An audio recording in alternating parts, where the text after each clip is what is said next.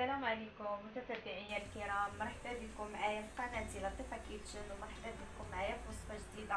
كنتمنى يدخل عليكم شهر مبارك، شهر رمضان المبارك بالخيرات وانتم في احسن حالات. وكنتمنى يا ربي يترفع علينا هذا الوباء في اقرب وقت. انا جبت لكم اليوم واحد الفيديو زوين. آه، صراحه ما كيداولش بزاف. انا عندي ندير لكم واحد المسمنات اليوم بالخليع والخضر اللي كيجيو رائعين جدا وكيحماقوا عليهم كاع الوليدات. بالنسبه كيف ما كنقول ديما الوليدات اللي ما تياكلوش الخضره، تقدروا تدخلوهم اليوم بحال هكا مسمنات في بريوات، يعني يقدروا ياكلوهم بلا ما يحسوش بهم. ندوزو المقادير على بركه الله. انا عندي هنايا تقريبا كيلو الا ربع ديال دقيق الفينو. انا خديت الفينو رطب والفورس مخلط بين الفورس، ولكن الفورس غالب على القمح. هنايا قلت لكم كيلو الا ربع او نص كيلو على حسب نتوما القياس اللي بغيتو. هذا بالنسبه للعجين. والعجين انا غادي نعجنها، غندير معكم المقادير وغنعجن العجينه هي الاولى، نخليها ترتاح وعاد ندوز نوجد الحشوه ديالتي. بالنسبه للحشوه غنحتاج هنايا جوج قريعات خضرين محكوكين، وجوج خيزوات ثاني تا هما محكوكين في الحكاكه، دائما في الحكاكه غليظه.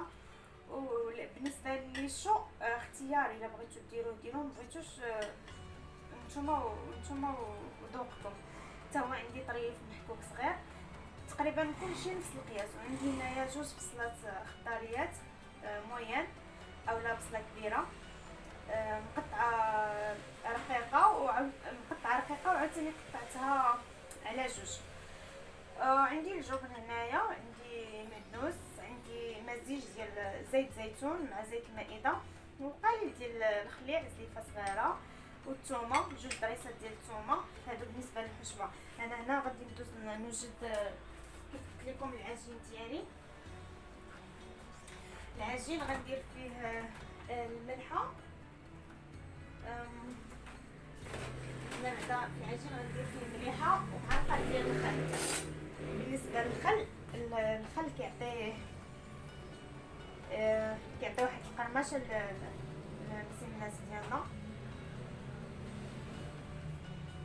وغنضيف الزنقه،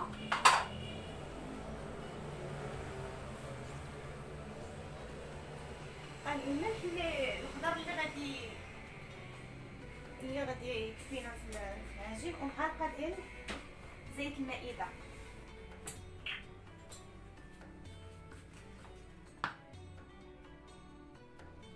انا ما خوانيش انا البوديزه حيتاش القرعه اللي كنحط فيها الزيت ترزات ليا. ايوا بقيت اون بان تنعاود نشري وحيده، او غنعجنها غير بالماء بارد، ما نديرش الماء سخون.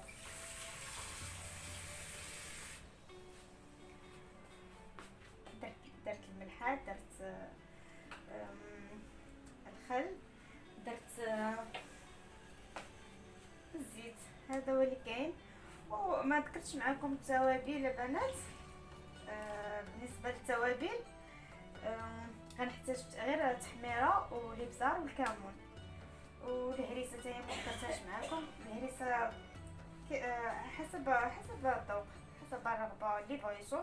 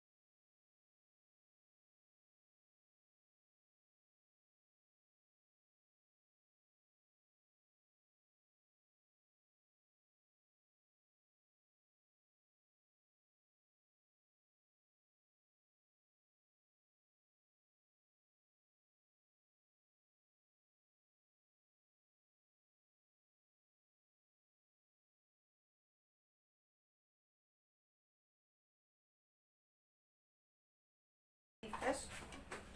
دابا غادي نغطيها بالفيل اليمونتير ونخليها ترتاح. الا ما بغيتش كيفاش شويه انايا.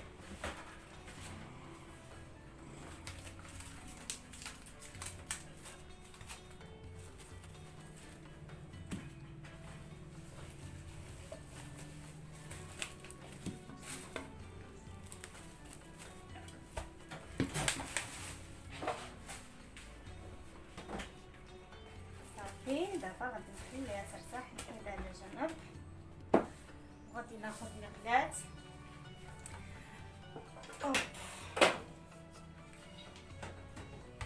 هنا غنضيف الزيت اول شيء،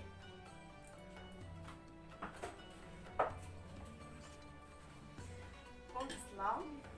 البصله اول حاجه غنديروها هي البصله انها تهبط وتشحر مزيان، عاد نديرو باقي الخضر. غنشعل عليها البوطه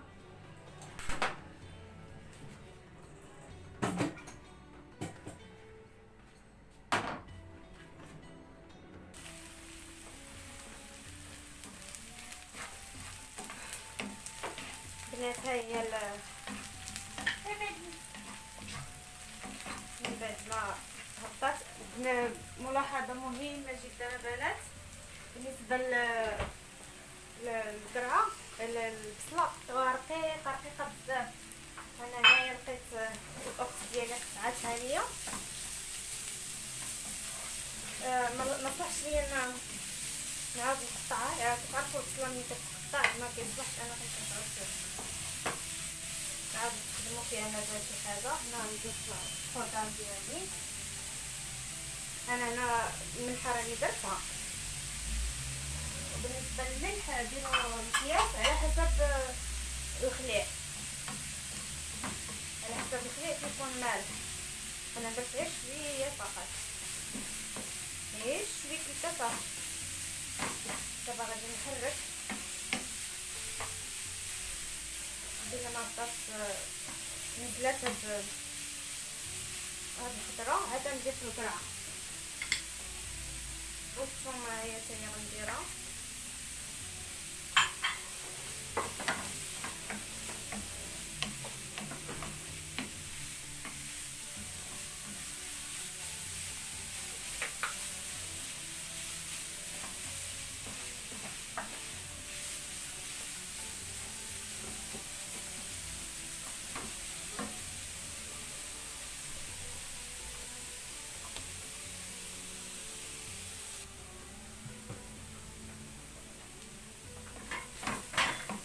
هنايا من بعد ما نزلت هذا خيزو وريشو غنضيف دابا القرعه، حيت القرعه ما كتحتاجش تطيب بزاف، كتبقى محافظه حتى على الخضره ديالها.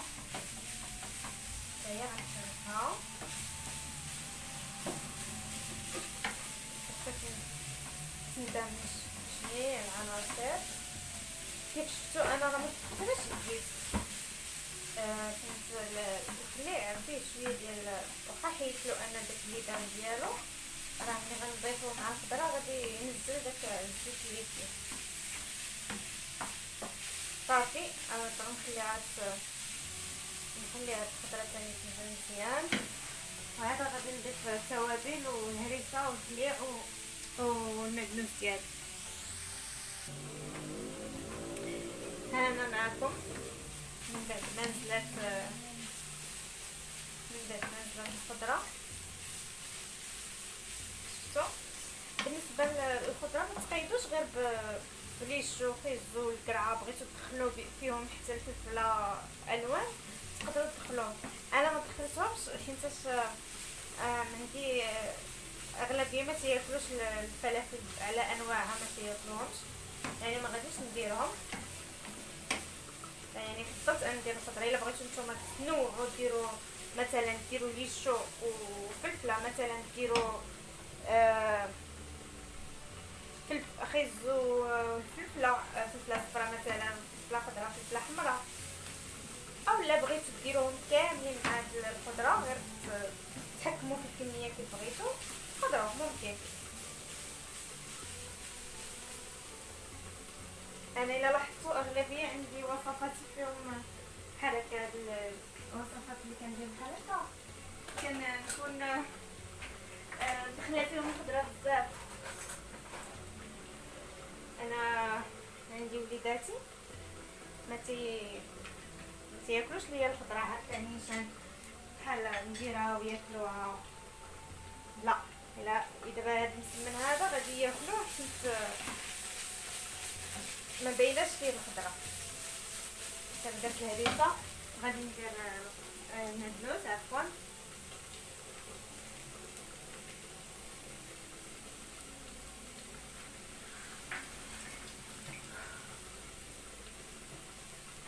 غندير دابا التوابل،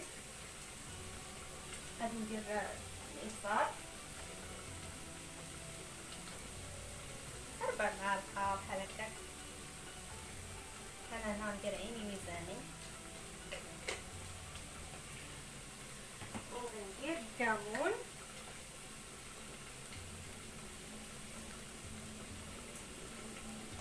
حتى هو 4 معالق ولا 3 معالق. التحميره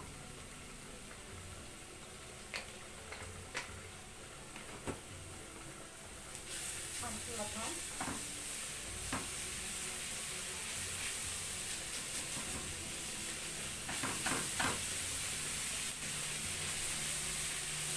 غندير هاد الزيفه ديال الخليط ديالي،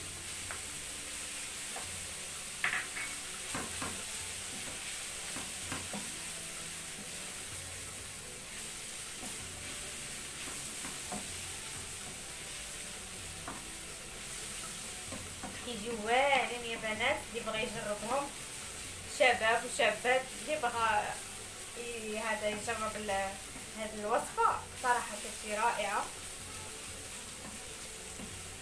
بالنسبه للناس اللي كيبغيو الخليل وكيحماقوا عليه بحالي انا،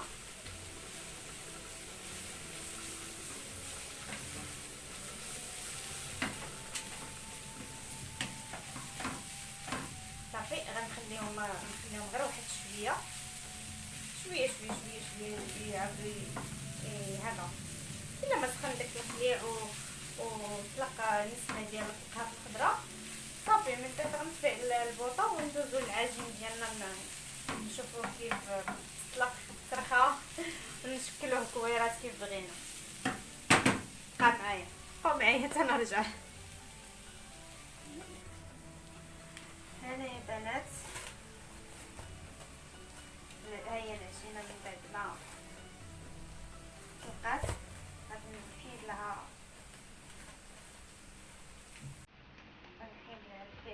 الفيل عليها بزاف.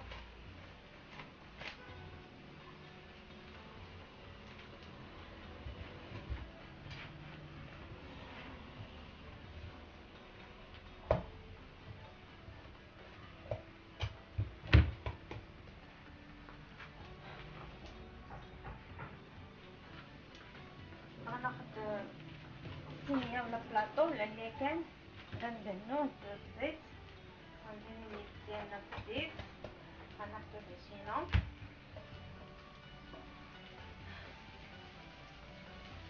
غنشكلو منها كويرات صغيره جدا جدا جدا جدا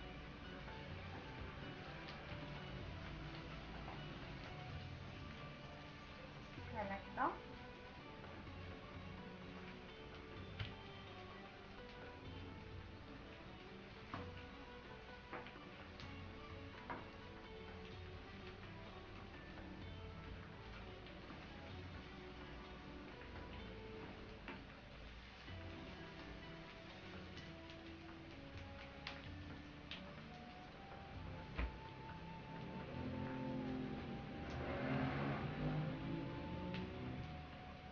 غنبقاو مستمرين بهاد الكيفيه حتى نكملو العجين ديالنا كامل، وعاد غادي نغطيوه بالفيل المونتير اولا بلاستيك باش متبداش لينا العجينه ديك القشره الفوقانيه. ومن بعد غادي نكمل غنرجع معكم نشوفوا طريقه التوريق وكيفاش غتكون. بقاو معايا البنات.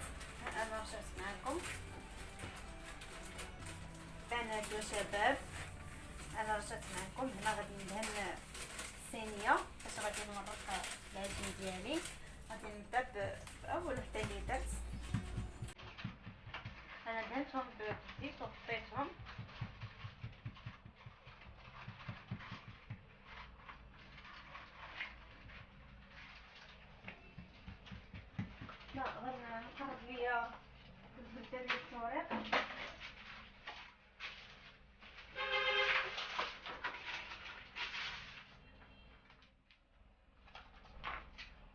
انا نبدا بهذه تنكملها. اي زبده عندكم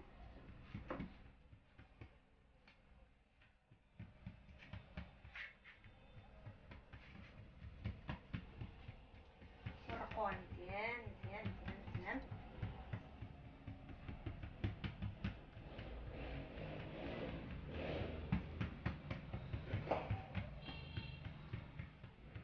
اسمعوا الشارع كيغلب الناس بحال ما كاينش هذا المرض، ما كاينش هذا الوباء. الناس كلشي خارجين ما على بالهم حتى شي حاجه، كلشي خارج كيتقدا، كلشي خارج مجمع نقي. الشارع حدانا عامر. انا هنا غندهنها غير بالزيت، غنرش غير القليل بالزيت بحال هكا. وغادي ناخذ الحشوه،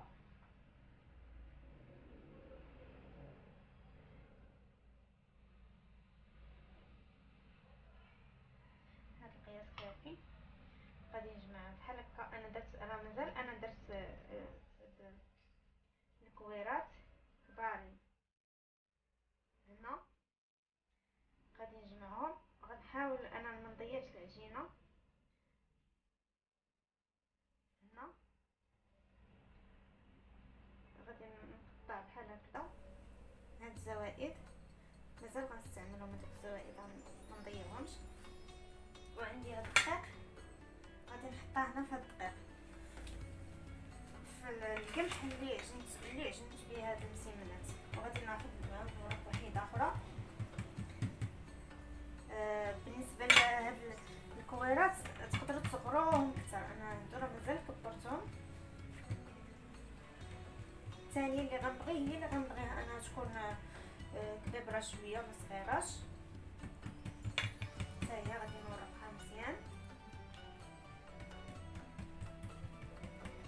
شفتوا العجينه ملي كتكون مدلوكه لكم مزيان داكنه مزيان هذا وخدات حقها في الراحه، ملي كتكرسوها ما كتقطعش لكم، كتبقى غاده مع ايديكم كتيري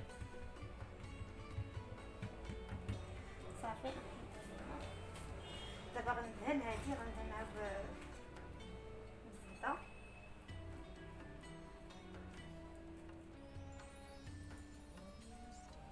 بحال هكذا. وحاولوا الزبده ما تخرجش لكم على برا، تبقى غير لداخل باش يجيكم هاد المسمنات مقرمشات. صافي غادي ناخذ هاد المسمنه اللي درت انا هنا، غادي نحطها هنايا بحال هالشكل. وغادي نلويها هكذا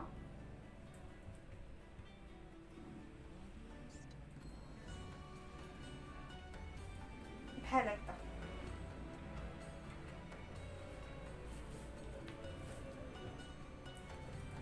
انا غنحط اصغر وحده راه ما كاينش صغيرين. نفس الشيء غنبقى خدامه بهذا الشكل حتى غنكمل. وصدقوني البنات كيجيو مرقين، كيجيو فنين لا في المذاق ولا راني دايخه، راني مقلوبه واقيلا. اللهم اني صائمه. عرفتي شنو غادي ندير؟ خصني ندير الجبن فوق الحشوه، انا ما درتهاش. غادي نصاوب وحده نديرو نسيتو. صافي غندهن شويه ديال الزيت، غير شويه صافي. غادي ندير مكثرش باش تقدني الحشوه، باش تخرج لي العجين كله اللي درت.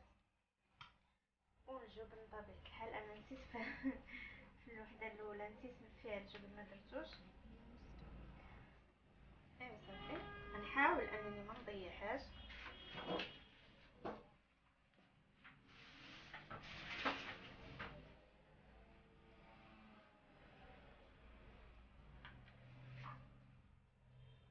نقجع بحال هكا، نقجع ونديرها هنايا في الدقيق.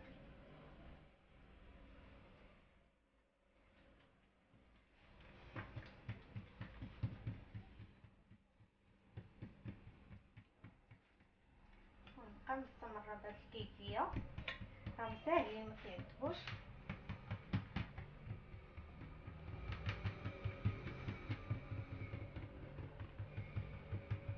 هذا نحيدها نديرها في اللاطه.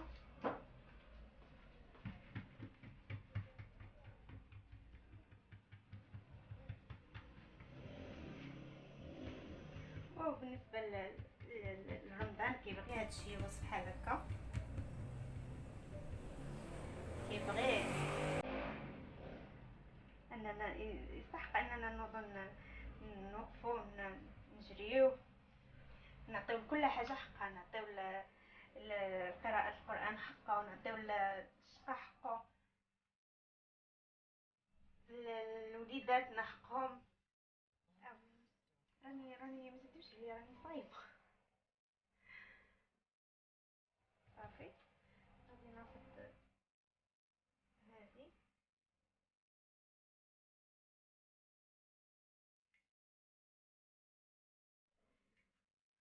بحال هكا. صافي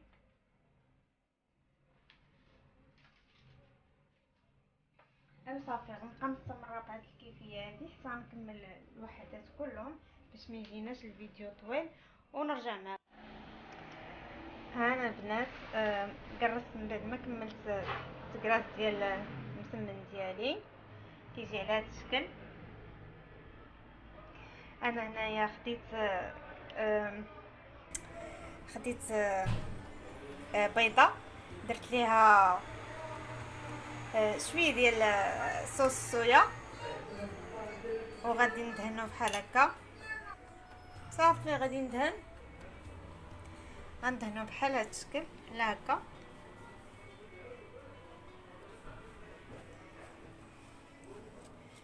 بحال هكذا، وغادي ندخلو للفران يتحمر. انا غادي نزينو بواحد الطريقه اللي كنت ديجا درتها لواحد الدجاج كنت حطيته نيت. غادي ناخذ المعدنوس، غادي نقطعو وغادي نخلطو مع الفرماج، هو باش غادي نزينو هاد المسمنات ديالي. وصدقوني البنات راهم كيجيو زوينين بزاف، كنتمنىكم تجربوهم، كيجيو مورقين. انا ملي غادي يطيبوا غادي نوريكم كيفاش كيجيو، وساهلين دغيا كيوجدوا، ما كياخذوش لينا الوقت بزاف.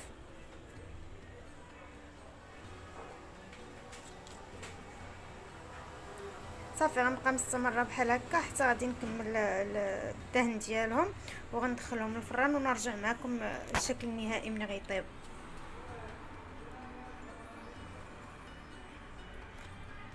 البنات من بعد ما طابوا المسمنات ديالي كيجيو على هذا الشكل. انا زينتهم بهذا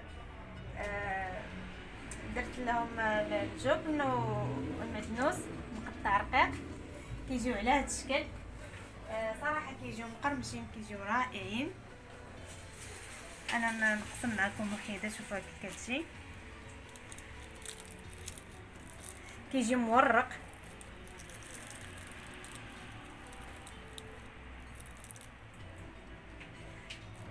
كيجي مورق بحال هكا مقرمش.